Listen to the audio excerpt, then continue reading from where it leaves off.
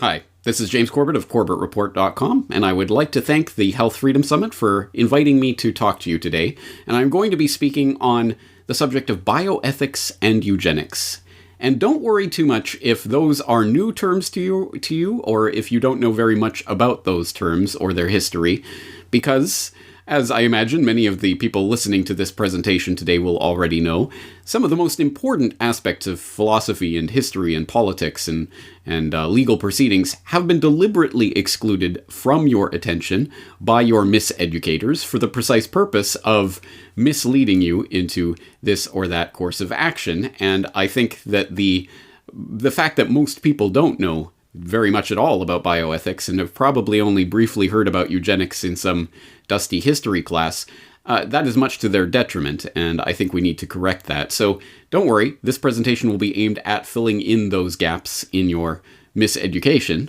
And I would also like to say that this isn't a deeply complicated field of study. In fact, I think it boils down to what I take to be the fundamental core principle of health freedom itself, namely the answer to the question, who has the best claim to your body, and what happens to it or doesn't happen to it. Is it you, or is it some government or corporation or outside entity that can dictate what medical interventions you must or must not undergo? If you're attending the Health Freedom Summit, I'm going to assume that you, like myself, will argue that it is you who has the best right to determine what does or does not happen to your body. But, having said that, the entirety of the past year is nothing other than a demonstration of the fact that there are very powerful, wealthy, influential voices out there that would seek to argue the opposite, that it is in fact the governments or the outside entities of the world who can come in and dictate what you must or must not do to your body, in the interests, of course, of serving the broader community. And all on the basis of the experts and technocrats who have been duly appointed and accredited by those very same institutions. Not those experts over there. No. We didn't appoint them. So I think, as I say, the entirety of the past year has been a demonstration of this fact, that there are people who would seek to answer that fundamental question about the principle of health freedom in a very different way than you or I would. And as a result, we have seen, for example, the most visible form of that is the mask mandates that have taken place around the world at this point and have really altered the way people act and interact with each other on a fundamental level. And perhaps even more frighteningly, this year we'll no doubt see a similar type of debate going on about the vaccines or vaccines so-called, and whether this experimental gene therapy can be foisted upon the public on the basis of the health authorities, or presumed health authorities, say so.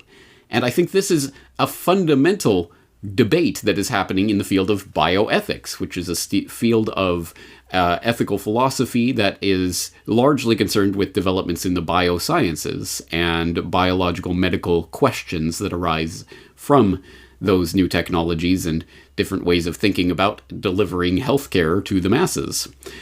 So, all of that is to say that there is a background to what is taking place right now that it really does serve us to know about in greater detail, because although it may look to the average person from an outside perspective that what has just unfolded over the past year is just a haphazard, inept, clumsy response to an unprecedented situation that no one could have foreseen coming. In fact, what has taken place over the past year is the fulfillment of a lot of ideas that have been kicking around for some time, and really an opportunity for those people who have been forwarding these ideas under the guise of bioethics to enact certain agendas. And those agendas are driven by an ideology called eugenics. Once again, if these are new terms to you, don't worry, I will explain it in more detail, and in order to help me do that, I'm going to give you a very special treat. The viewers of the Health Freedom Summit get a sneak preview of a new report that I am working on. When this report is posted to my website, which if you are watching this speech live, you will not be seeing this on the front page of CorbettReport.com yet, but when it is posted to CorbettReport.com in the near future at CorbettReport.com/bioethics, there will be a complete transcript of this presentation, and all of the information will be hyperlinked so that you can go and research the source documents for yourself, which I always encourage people to do. Without further ado, let's get into this sneak preview. This is the beginning of a report that I'm working on that will go into much greater depth about the subject of bioethics and eugenics and how that is playing out in the era of COVID-1984. Bioethics is the study of the moral issues arising from medicine, biology, and the life sciences.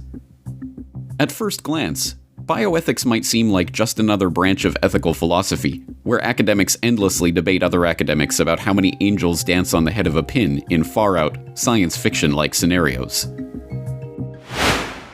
Imagine what's going to happen when we have a memory pill. First of all, you don't have to raise your hand, but let's be honest, who here is going to take it? I've read of a sport. It's a variant of polo that is, I think, played in Afghanistan, if I'm not mistaken, where the people ride on horses. Is it horses or camels? I don't know which. And they use a, what is it? It's a dead goat or something to whack the polo ball or whatever it is. So it's not that the goat is experiencing pain, it's dead already. And yet there is something grim about that practice, wouldn't you agree? What if I told you that a pill could change your judgment of what is right and what is wrong?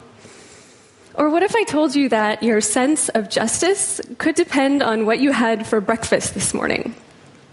You're probably thinking by now, this sounds like science fiction, right? But the bioethicists cannot be dismissed so lightly. Their ideas are being used by governments to assert control over people's bodies and to enforce that control in increasingly nightmarish ways. Lithium is a medication that in prescription doses treats mood disorders in people with bipolar disorder or manic depressive illness. And what these researchers found in Japan is that lithium is present in trace amounts in the normal water supply in some communities. And in those communities, they have a lower suicide rate. And so they're really investigating whether trace amounts of lithium can just change the mood in a community enough to really, in a positive way, without having the bad effects of lithium, to really affect the mood and decrease the suicide rate. Very interesting concept. I just want to say that the country's overreaction to sterilization, like it's always wrong, it's always terrible to involuntarily sterilize somebody, is not true, and it ought to be at least on the table as something that might be in his interest. You're raising tuitions at the University of California as rapidly as they can, and so the access that used to be available to the middle class or whatever is just rapidly going away. That's a trade-off society is making because of very, very high medical costs and a lack of willingness to say, is spending $1 million on that last 3 months of life for that patient, would it be better not to lay off those 10 teachers and to make that trade-off in medical costs? But that's called the death panel, and you're not supposed to have that discussion. Even a short time ago, talk about medicating the public through the water supply or enacting death panels for the elderly still seemed outlandish. But now that the world is being plunged into hysteria over the threat of pandemics and overburdened healthcare systems, these previously unspeakable topics are increasingly becoming part of the public debate. What many do not know, however, is that the seemingly benign academic study of bioethics has its roots in the dark history of eugenics. With that knowledge, the dangers inherent in entrusting some of the most important discussions about the life, death, and health of humanity in the hands of a select few become even more apparent. This is a study of bioethics and the new eugenics. You are tuned into the Corbett Report. On November 10th, 2020, Joe Biden announced the members of a coronavirus task force that would advise his transition team on setting COVID-19 related policies for the Biden administration. That task force included Dr. Ezekiel Emanuel, a bioethicist and senior fellow at the Center for American Progress. So that's why today I've named a COVID-19 Transition Advisory Board, comprised of distinguished public health experts, to help our transition team translate the Biden-Harris COVID-19 plan into action, a blueprint that we can put in place as soon as Kamala and I are sworn in to office on January 20th, 2021. We've learned that a doctor from our area is on the president-elect's task force. Eyewitness News reporter Howard Monroe picks up the story. I know that he's a very bright, capable guy, and I think that's a great choice to represent doctors in general in addressing this epidemic. Philadelphia Health Commissioner Dr. Thomas Farley, this morning on Eyewitness News, he praised President-elect Joe Biden's transition team for picking Dr. Ezekiel Emanuel to join his coronavirus task force. He is the chair of the Department of Medical Ethics and Health Policy at the University of Pennsylvania. That announcement meant very little to the general public, who likely only know Emanuel as a talking head on TV panel discussions, or as the brother of former Obama Chief of Staff and ex-mayor of Chicago, Rahm Emanuel. But for those who have followed Ezekiel Emanuel's career as a bioethicist and his history of advocating controversial reforms of the American healthcare system, his appointment was an ominous sign of things to come. He has argued that the Hippocratic Oath is obsolete, and that it leads to doctors believing that they should do everything they can for their patients, rather than letting them die to focus on higher priorities. He has argued that people should choose to die at the age of 75 to spare society the burden of looking after them in old age. As a health policy advisor to the Obama administration, he helped craft the Affordable Care Act, which fellow Obamacare architect Jonathan Gruber admitted was only passed thanks to the stupidity of the American public. Okay, just like the lack of transparency is a huge political advantage. And basically, call it the stupidity of the American voter or whatever. But basically, that was really, really critical to getting the thing to pass. During the course of the deliberations over Obamacare, the issue of death panels arose. Although the term death panel was immediately lampooned by government apologists in the media, the essence of the argument was one that Emanuel has long advocated: appointing a body or council to ration healthcare, effectively condemning those deemed unworthy of medical attention to death. When I first heard about you, it was in the context of an article you wrote right around the time that the Affordable Care Act was under consideration. And the article was entitled Principles for the Allocation of Scarce Medical Interventions. I don't know how many of you remember, there was a lot of talk at the time about this new Obamacare was going to create death panels. And he wrote an article which I thought should have been required reading for the entire country about how rationing medical care, you think that that's going to start with the Affordable Care Act? Medical care is rationed all the time, and it must be rationed. Explain that. So there are two kinds of rationing, you might say. One is absolute scarcity leading to rationing, and that's when we simply don't have enough of something and you have to choose between people. We do that with organs for transplantation. We don't have enough. Some people will get it, other people won't, and tragically, people will die. Similarly, if we ever have a flu pandemic, not if, but when we have a flu pandemic, we're not going to have enough vaccine, we're not going to have enough respirators, we're not going to have enough hospital beds. We're just going to have to choose between people. When the debate is framed as an impersonal imposition of economic restraint over the deployment of scarce resources, it is easy to forget the real nature of the idea that Emanuel is advocating. Excluded from these softball interviews is the implicit question of who gets to decide who is worthy of medical attention.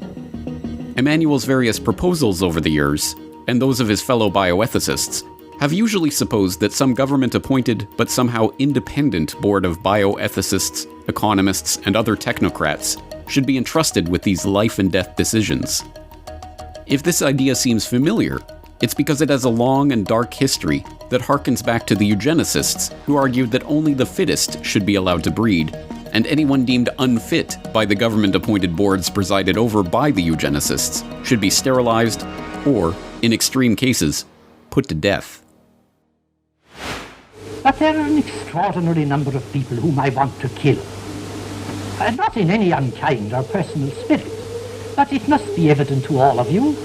You must all know half a dozen people at least, who are no use in this world, who are more trouble than they are worth. And I think it would be a good thing to make everybody come before a properly appointed board, just as he might come before the income tax commissioners, and say every 5 years or every 7 years, just put him there and say, sir or madam, now will you be kind enough to justify your existence?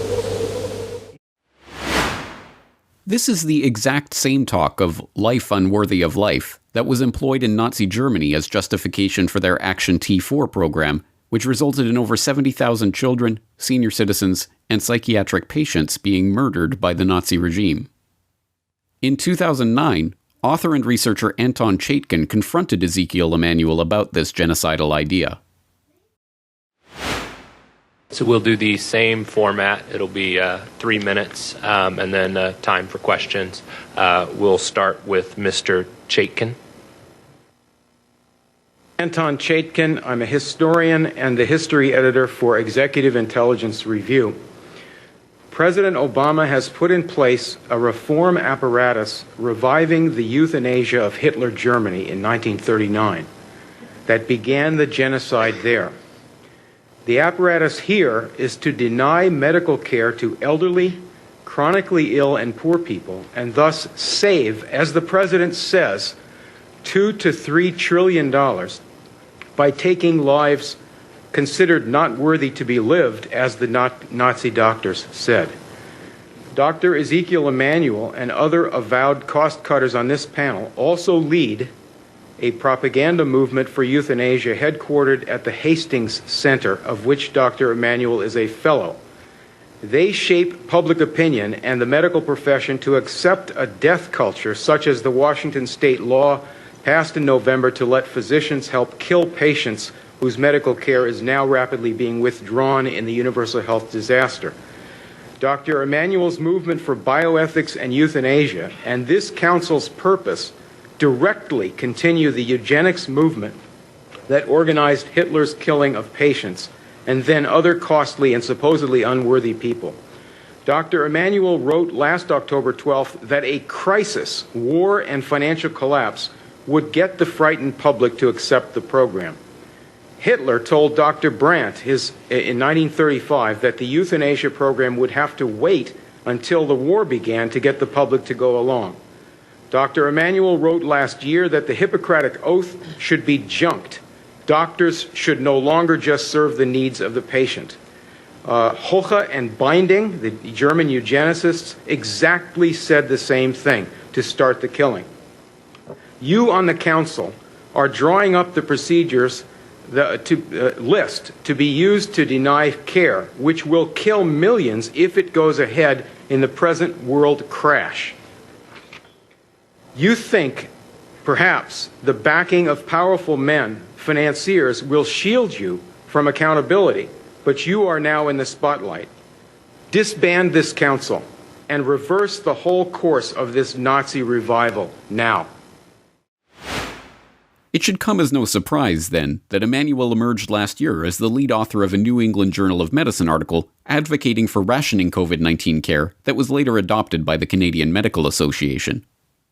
The paper, Fair Allocation of Scarce Medical Resources in the Time of COVID-19, was written by Emanuel and a team of prominent bioethicists and discusses the need to ration medical equipment and interventions during a pandemic emergency. Their recommendations include removing treatment from patients who are elderly and or less likely to survive, as these people divert scarce medical resources from younger patients or from those with more promising prognoses. Although the authors refrain from using the term, the necessity of setting up a death panel to determine who should or should not receive treatment is implicit in the proposal itself. In normal times, this would have been just another scholarly discussion of a theoretical situation. But these are not normal times. As Canadian researcher and medical writer Rosemary Frade documented at the time, the declared COVID crisis meant the paper quickly went from abstract proposal to concrete reality. Let's get back to that question about hospital care rationing, which is such an important part of this story, and is one of those things that, when you read it at a surface level, at first glance, sounds reasonable enough. But the more that you look into it, I think it becomes more horrifying. And you quote, for example, specifically a March 23rd paper, Fair Allocation of Scarce Medical Resources in the Time of COVID-19, which was published in the prestigious New England Journal of Medicine, which calls for, quote, maximizing the number of patients that survive treatment with a reasonable life expectancy. Which, again, I would say sounds reasonable at first glance. Yes, of course, we want to maximize the number of patients that survive. What's wrong with that? So what can you tell us about this paper and what the precedent that it's setting here?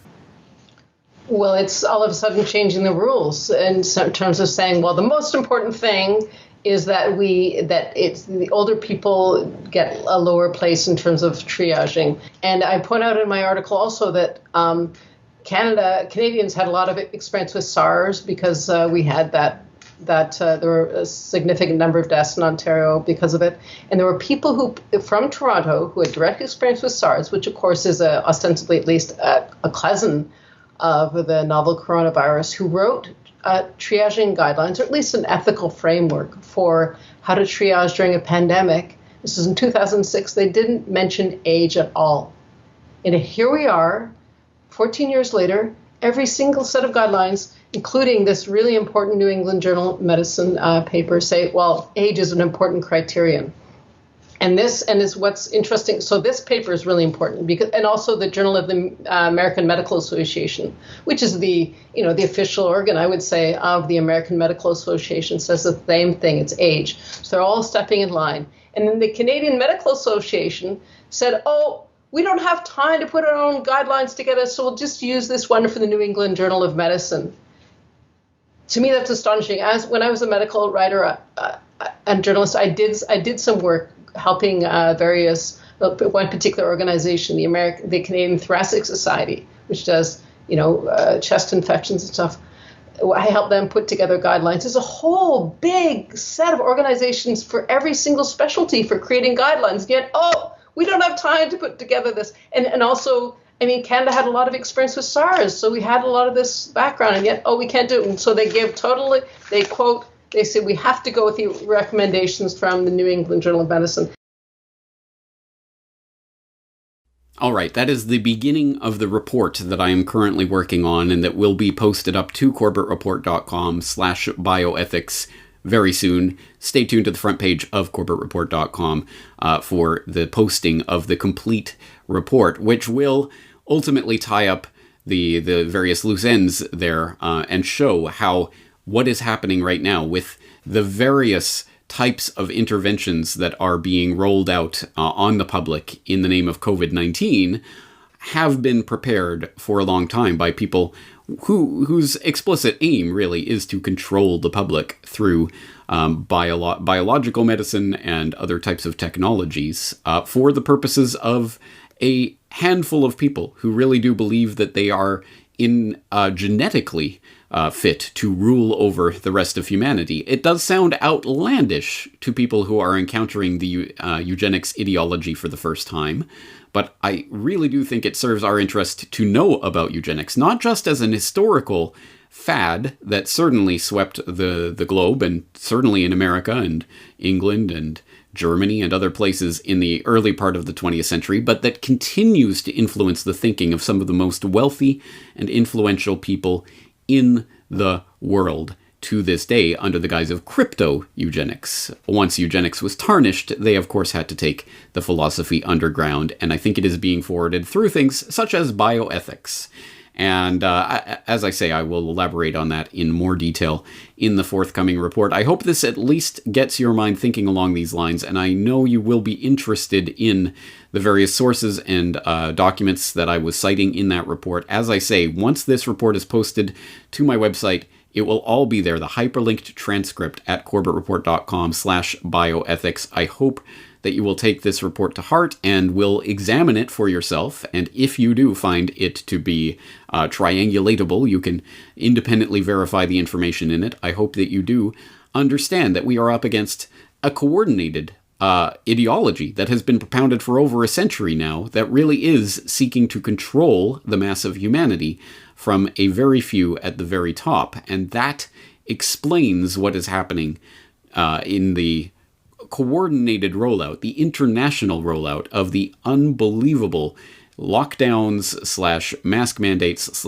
/ coming vaccine mandates and COVID passports and all of this that we are seeing unfold right now. This craziness does have a name.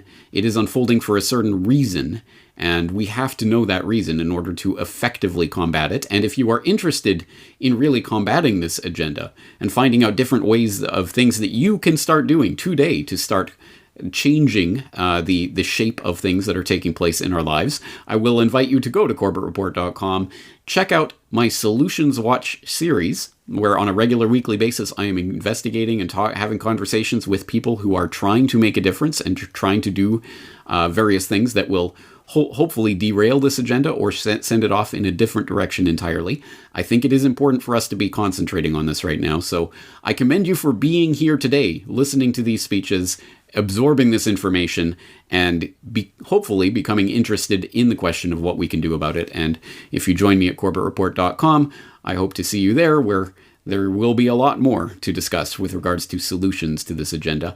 At any rate, underline those words, bioethics and eugenics. I think they are important concepts that need to be kept in the forefront of our mind as we see the rollout of the COVID-1984 hysteria. But on that note, I think my time is up for today, so I want to thank you for your time and attention, and thank the Health Freedom Summit again for giving me this opportunity. Once again, I am James Corbett of CorbettReport.com.